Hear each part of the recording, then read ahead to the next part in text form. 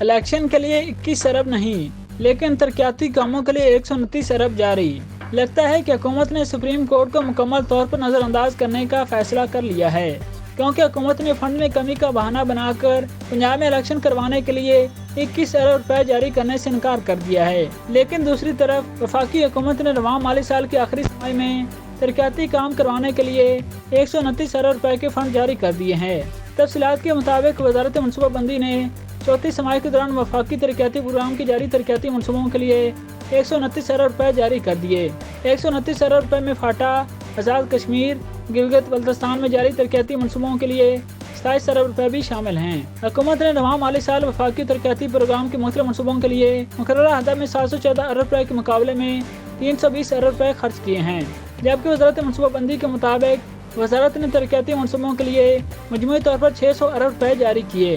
اور آخری سمائی کے دوران 129 ارب روپے جاری کیے ہیں۔ سرکاری اعداد و شمار میں وزارت کی جانب سے ترقیاتی فنڈ کی اجرا اور ان کے خرچ کے درمیان بہت بڑا فرق ہے، کیونکہ وزارت خزانہ نے وزارت منصوبہ بندی کی جانب سے جاری کیے گئے 600 ارب روپے کے فنڈ میں سے مکمل طور پر فراہم نہیں کیے اور اس میں تقریباً 50% کا فرق ہے۔ ذرائع کے مطابق مارچ کے آخر تک وزارت منصوبہ بندی نے 471 ارب روپے ترقیاتی فنڈ کے لیے جاری کیے تھے اور اس میں سے 316 ارب روپے خرچ ہو چکے ہیں۔ 129 ارب روپے کی اجرا کے بعد 16 اپریل تک وزارت منصوبہ بندی کی جانب سے